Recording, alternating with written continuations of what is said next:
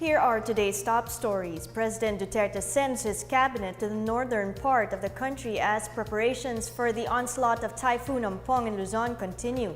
Malacanang vows that it will not repeat the mistakes in how the government responded to Typhoon Yolanda back in 2013. Magat Dam releases part of its water reserves to prevent flooding as Typhoon Ompong approaches.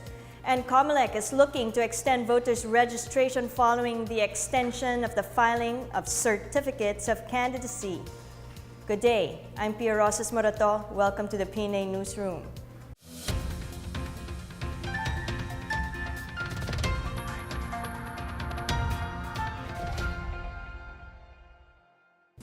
The Northern Luzon Command is ready to respond once Typhoon Ompong makes landfall in Luzon. This as President Rodrigo Duterte sent members of his cabinet up north to monitor the typhoon as well as oversee rescue and relief efforts. Janice Cave has the story. The Northern Luzon Command is ready for the onslaught of Typhoon Mangkut, known locally as Ompong. NOLCOM Commander Lieutenant General Emmanuel Salamat says they have activated their command center to coordinate the movements of their disaster response teams. The teams from the Navy, Air Force, Army Reserve Command, and the Navy and Air Force reservists are also ready for rapid deployment. For now, the soldiers are helping in the repacking of relief goods to be distributed to affected areas. Meanwhile, President Rodrigo Duterte sent some of his cabinet members to be his representatives and to personally monitor provinces that will be affected by Typhoon Ompong. The President particularly mentioned Transportation and Labor Secretaries Arthur Tugade and Silvestre Bello III, who are from Cagayan and Isabela provinces respectively. Agriculture Secretary Manny Piñol volunteered to source out vegetables in Mindanao to augment the possible shortage of vegetables in Luzon. Duterte also designated Presidential Advisor on Political Affairs Francis Tolentino as his conduit for preparations and disaster response on Ompong. Duterte urged the NDRRMC members to keep constant communication with one another, particularly once Ompong makes a landfall. Meanwhile, the Department of Social Welfare and Development has set up its communication system in Batanes and Baguio City. The agency has pre-positioned over 300,000 family food packs, food and non-food items, as well as standby funds worth 872.3 million pesos. For the PNA Newsroom, I'm Janice Cave. Finance Secretary Carlos Dominguez III has ordered Customs Commissioner Isidro La Peña to release all seized food items in its warehouses so they can be added to the government's relief goods inventory in preparation for Typhoon Ompong. La Peña said that these items can be legally fast-tracked through government-to-government transfers in an emergency situation. President Rodrigo Duterte on Thursday held a command conference at the National Disaster Risk Reduction and Management Council or NDRRMC office in Quezon City as part of preparations for the impact of the typhoon. Meanwhile, a bulletin issued by the Philippine Atmospheric, Geophysical and Astronomical Services Administration or PAGASA at 5 p.m. Thursday said the eye of the typhoon was located at 560 kilometers northeast of Borongan City, Samar at about 4 p.m. Thursday. The typhoon, with international code name Mangkut, wrought havoc to Guam and the Marshall Islands in the Pacific, is expected to make landfall in the Cagayan-Isabela area early Saturday morning. As the country braces for Typhoon Ompong, the government has activated the Philippine International Assistance Cluster, which is expected to make the call for humanitarian aid from foreign states and organizations. Foreign Affairs Secretary Alan Peter Cayetano said all systems and protocols for international humanitarian assistance have been put in place. The cluster will operate an online registry in coordination with other government agencies to match the needs of affected localities with donations of the international community. Cayetano assured that the DFA is willing to release financial aid to OFWs who will be stranded in the ports. Meanwhile, The Save the Children Fund, a London-based international organization, is set to deploy a 5-member emergency team to Luzon ahead of the storm's arrival. Save the Children Philippines CEO Alberto Muyat said the group has pre-positioned relief items across the country, including thousands of household hygiene and back-to-school kits. Health emergency response teams are on standby and ready for deployment in preparation for Typhoon Ompong. The Department of Health says it has issued health advisories and pre-positioned assorted medicines in the provinces that will be affected by the typhoon. The DOH has reported a total of 42 million worth of logistics available at the DOH Central Office.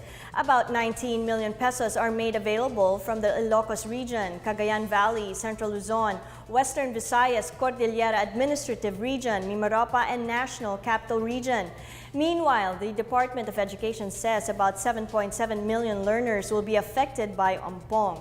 DepEd said it has suspended classes in all levels in the Cordillera Region, Metro Manila, Ilocos Region to Calabarzon, Bicol to Zamboanga, and Caraga. It will also coordinate with local government units for interagency actions to be taken and monitor the schools that will be used as evacuation centers. Public Utility Jeepney or PUJ operators and drivers who would misuse the Pantawid Pasada fuel voucher cards will be removed from the list of beneficiaries of the subsidy program, the Department of Transportation or DOTR said Thursday. DOTR Assistant Secretary for Road Transport and Infrastructure Mark De Leon said the Pantawid Pasada cards aimed at mitigating hikes in the cost of fuel must only be used for fuel purchases. De Leon added that once delisted, the driver for operator will no longer be given subsidies. Under the program, beneficiaries must sign a deed of undertaking that the voucher cards will only be used for purchases of petroleum products at gasoline stations. The Pantawid Pasada program provides a lump sum subsidy of 5,000 pesos to about 179,000 jeepney operators and drivers this year based on a master list provided by the Land Transportation Franchising and Regulatory Board or LTFRB to the Land Bank of the Philippines. The DOTR is looking to set up satellite offices in parts of Metro Manila to facilitate the distribution of the Pantawid Pasada cards. The government had launched the distribution of the Pantawid Pasada cards last July 17 with a budget allocation of over 900 million. As the government prepares for the onslaught of Typhoon Ompong, Malacanang vows not to repeat the mistakes committed when Typhoon Yolanda hit the country in November 2013. Special Assistant to the President Bongo says all preparations from pre-positioning of relief goods to deployment of police and military are taken care of by local officials. Go adds that he will talk with Agriculture Secretary Manny Piñol and National Food Authority to ensure the adequate supply of NFA rice in areas affected by Ompong. Go says the government hopes to achieve zero casualties and ensure that help reaches affected residents promptly. President Rodrigo Duterte was one of those who actively assisted Yolanda victims back when he was Davao City Mayor. Duterte had also criticized the slow government response to Yolanda as well as slow rehabilitation process for the victims. Still to come, President Duterte shows disinterest in the arrest of Senator Antonio Trillanes over his voided amnesty. Magat Dam releases part of its water reserves to prevent flooding as Typhoon Ompong approaches. These and more when the PNA Newsroom continues.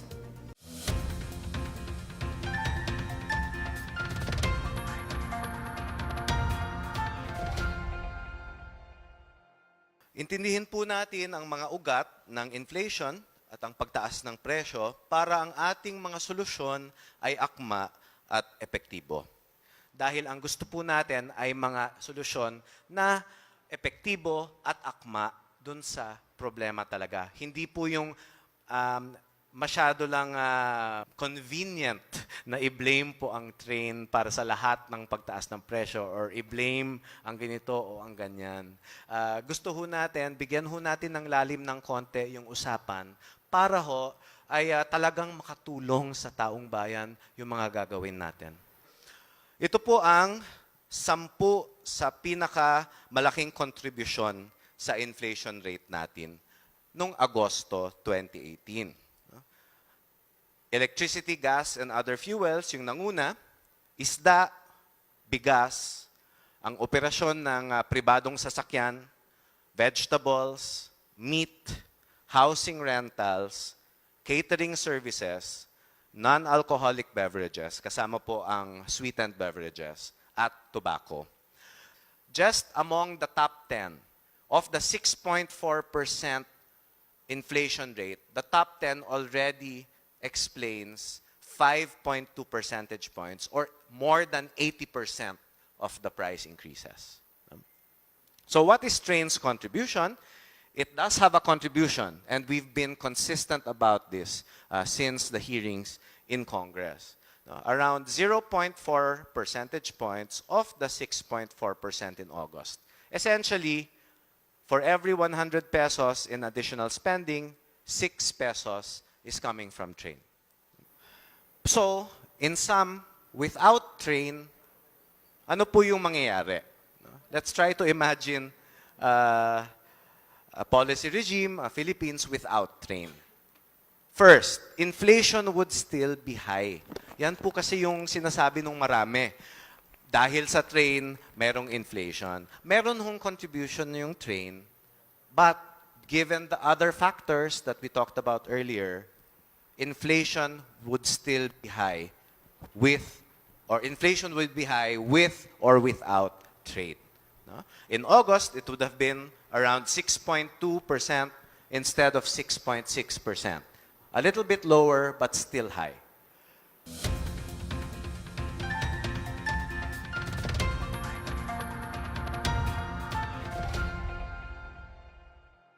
The Makati City Regional Trial Court Branch 148 has deferred the issuance of a warrant of arrest and hold departure order against Senator Antonio Trillanes.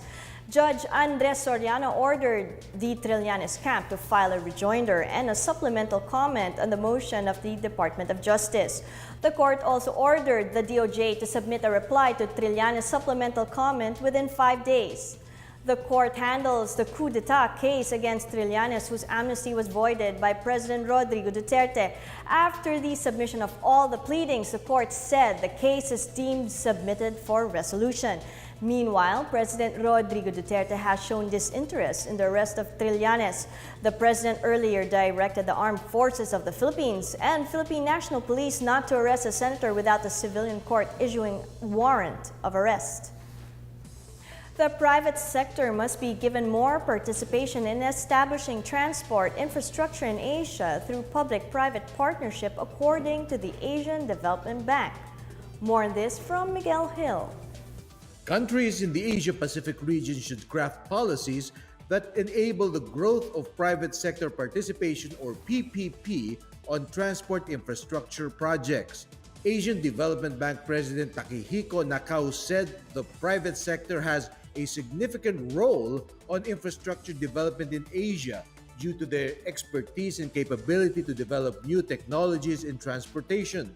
The ADB says they are setting up public-private partnership offices in countries like Vietnam, Indonesia, and the Philippines to provide financing on significant infrastructure projects. Nakao added that transport infrastructure is important as it promotes systems that are safe and accessible for all. Former ADB Vice President Lawrence Greenwood, meanwhile, said the private sector can provide the necessary financial support to address the gaps on spending for transport infrastructure projects in the Asia-Pacific. The ADB approved the $300 million loan to the Philippines to help in creating policies that would allow more PPP projects under the Build, Build, Build program of the Duterte administration. The PPP Act, which aims to amend the Build, Operate, Transfer law to accelerate the implementation of PPP projects, is pending before Congress. For the PNA Newsroom, I am Miguel Hill. A leading arms manufacturer in Israel is set to establish a production factory in the Philippines. Israel's Silver Shadow Advanced Security Systems Limited, or SSASS, is considering Limay, Bataan as among the prospective areas for the manufacturing plant which will assemble firearms and produce ammunition. Rayo Iluminar Corporation Chair Salvador Zamora says he expects Amos Golan of SSASS to be in the Philippines this month to finalize their partnership. They plan to start the installations of vital apparatus of the plant that will be operational by 2019. The Israeli company has committed to infuse an initial investment of $50 million. During President Duterte's Israel visit, SSASS and its ranking officials had a ceremonial signing of letter of intent with Trade Secretary Ramon Lopez. They also held a demonstration of varied types of firearms under the brand name Gilboa with Defense Secretary Delfin Lorenzana. The Magat Dam on Thursday started releasing water to prevent flooding with the expected heavy downpour due to Typhoon Ompong. Carlo Ablan of the National Irrigation Administration said water was released to ease the basin's 189.42-meter elevation to avoid breaching the 193-meter spilling level. Ablan said the minimal releases would ensure that the reservoir will be at a normal level when the typhoon comes. Meanwhile, police officers in Cagayan Valley were restricted from leaving their posts and were ordered to be ready for deployment and help in search and rescue operations. At least 24 linemen and 4 foremen from Ilocos and Central Luzon were brought to Cagayan Valley to immediately repair power transmission lines if needed. In Pangasinan, 5 business establishments in Mangaldan town have agreed to lend their dump trucks to the local government unit to be used as rescue vehicles. The local government and the 5 firms signed a memorandum of agreement 2 months ago. Rodolfo Corla, head of the Municipal Disaster Risk Reduction and Management Office, praised the businesses for their commitment since the town needs more rescue vehicles, especially with the impending onslaught of potential super typhoon Ompong.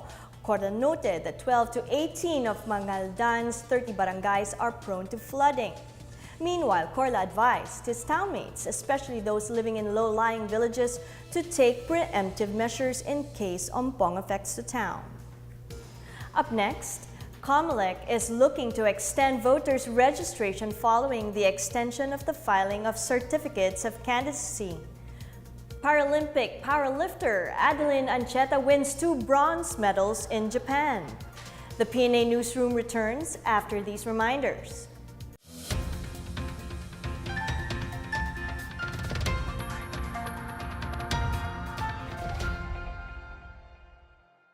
Rice supply. Ito po, alam naman po natin, it's a controversial topic, pero talagang may contributory effect din po ito. NFA was not able to buy enough palay during the previous harvest season, pero nag-umpisa na po yung next harvest season ngayon. No?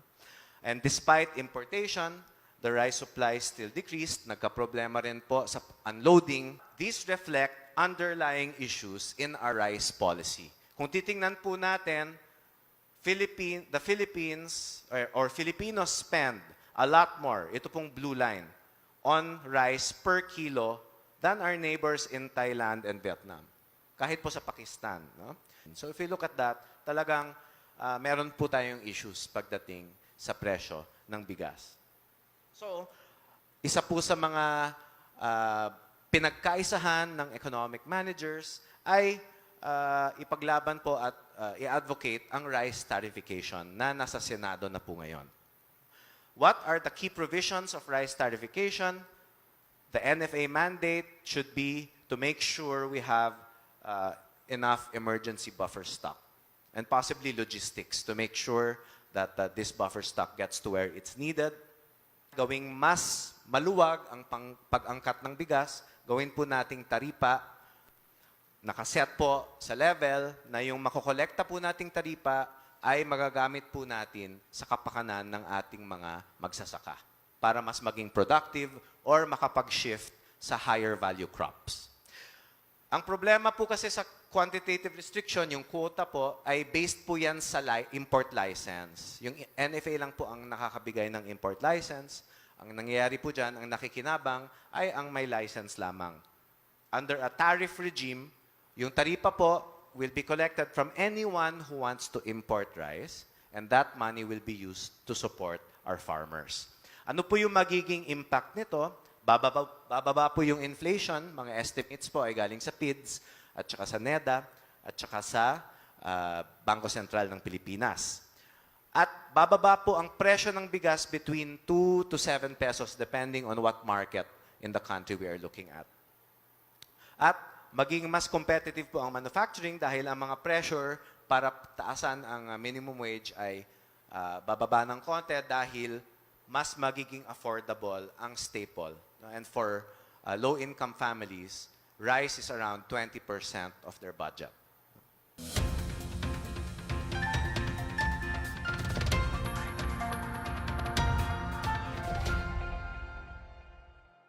The Commission on Elections has yet to determine whether it will extend the voters' registration period for the 2019 midterm elections.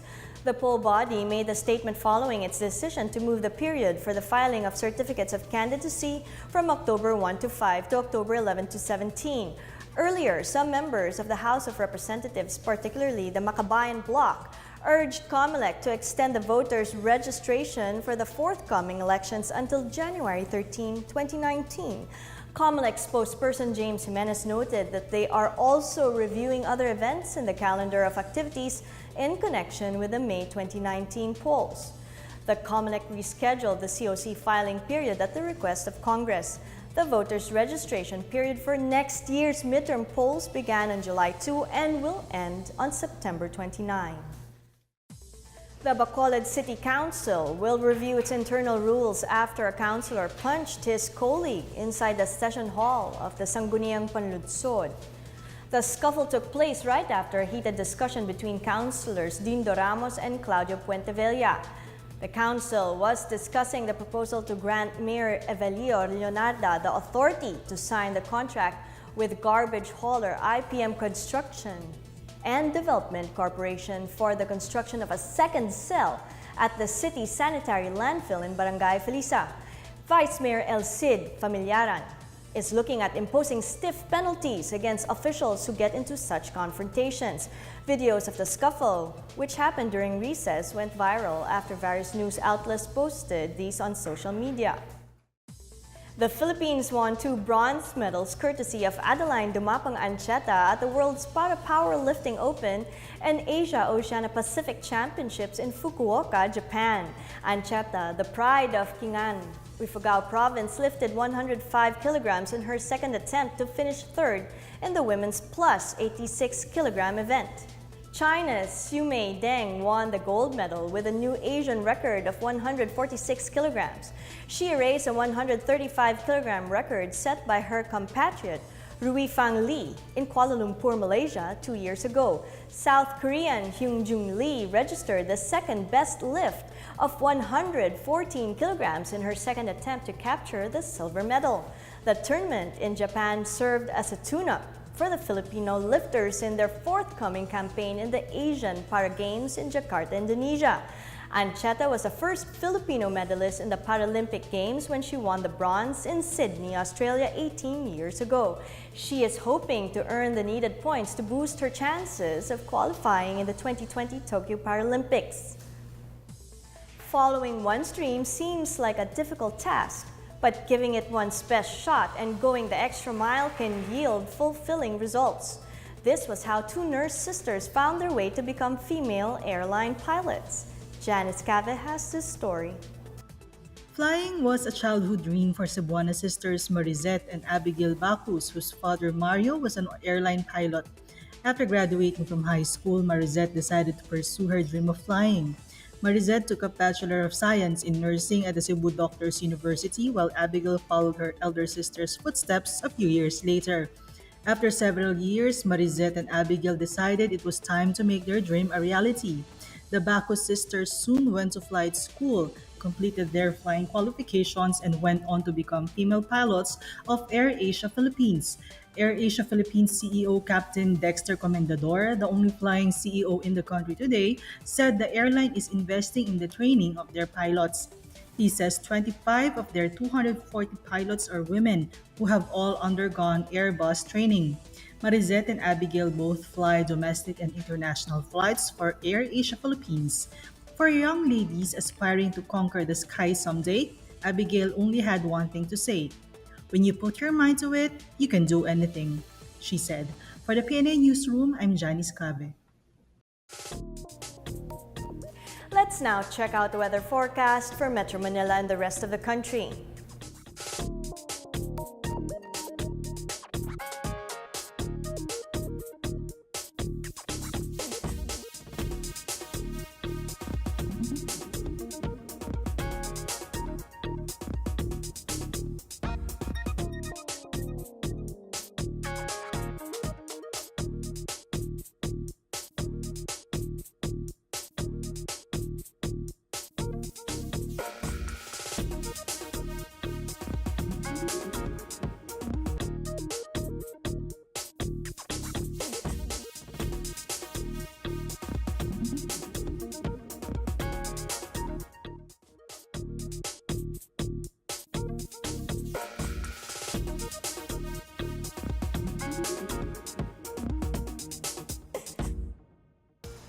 Let's take another look at today's top stories. President Duterte sends his cabinet to the northern part of the country as preparations for the onslaught of Typhoon Ompong in Luzon continue. Malacanang vows that it will not repeat the mistakes in how the government responded to Typhoon Yolanda back in 2013. Magat Dam releases part of its water reserves to prevent flooding as Typhoon Ompong approaches. And COMELEC is looking to extend voters' registration following the extension of the filing of certificates of candidacy. Thank you for watching another edition of the PNA Newsroom. To check out these and other stories, visit the PNA website or follow the Philippine News Agency on Facebook and Twitter. For more stories about the government and how it serves the Filipinos, look for these hashtags in all of our social media platforms and websites. And that's your daily dose of the latest news and information that you need to know from the PNA Newsroom. I'm Pia Rosas Monoto. Good day.